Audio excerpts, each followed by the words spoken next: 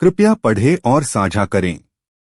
परिवार के साथ समय साझा करना भी बहुत आवश्यक है। बेटा, पिताजी, क्या मैं आपसे एक प्रश्न पूछ सकता हूँ? पिताजी, हाँ बिल्कुल, यह क्या है? बेटा, पिताजी, आप एक घंटे में कितना कमाते हैं? पिताजी, इससे आपका कोई लेना देना नहीं है। आप ऐसा क्यों पूछते हैं? बेटा, मैं सिर्फ जानना चाहता हूँ। कृपया मुझे बताएं, आप एक घंटे में कितना कमाते हैं? पिताजी, यदि तुम्हें पता होना चाहिए तो मैं प्रति घंटे $100 कमाता हूँ। बेटा, ओह! सिर नीचे करके। बेटा, पिताजी, क्या मैं $50 उधार ले सकता हूँ? पिता गुस्से में थे। पिताजी, यदि आपने यह पूछने का एकमात्र कारण यह है कि आप एक मूर्खतापूर्ण खिलौना या कुछ अन्य बकवास खरीदने के लिए कुछ पैसे उधार ले सकते हैं, तो आप सीधे अपने कमरे में चले जाते हैं और बिस्तर पर चले जाते हैं। इस बारे में सोचें कि आप इतने स्वार्थी क्यों हो रहे हैं।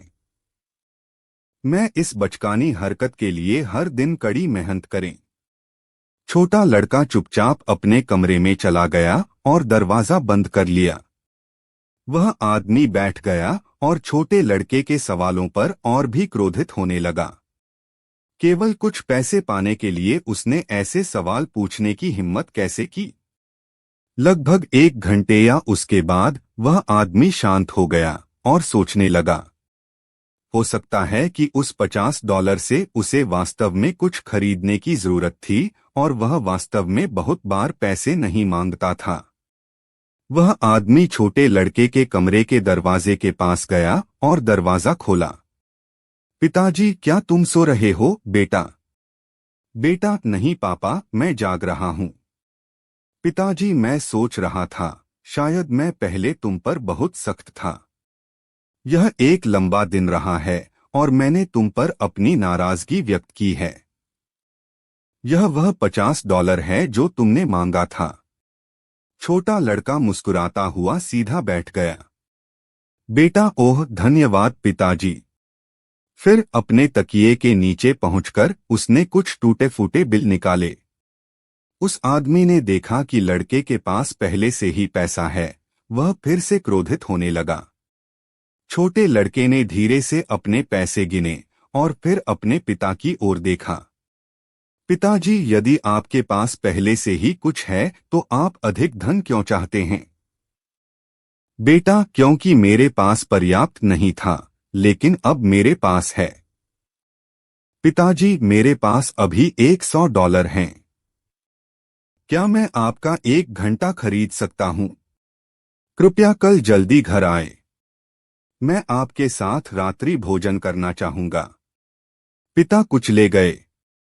उसने अपने छोटे बेटे के गले में बाहें डाल दीं और उससे क्षमा की भीख मांगी। यह आप सभी के लिए जीवन में इतनी कड़ी मेहनत करने का एक छोटा सा अनुस्मारक है। हमें उन लोगों के साथ कुछ समय बिताए बिना समय को अपनी उंगलियों से फिसलने नहीं देना चाहिए जो वास्तव में हमारे लिए मायने रखते हैं, जो हमारे दिल के करीब हैं।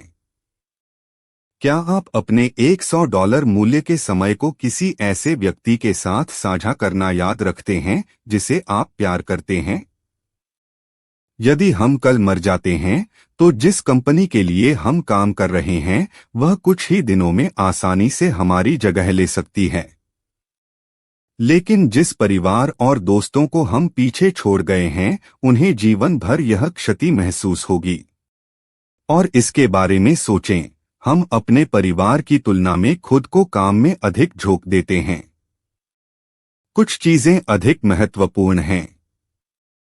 कहानी पसंद आई तो लाइक करें, शेयर करें, कमेंट करें और हमारे YouTube चैनल पर नए हैं तो सब्सक्राइब जरूर कर दें। आपका बहुत बहुत धन्यवाद भाई साहब।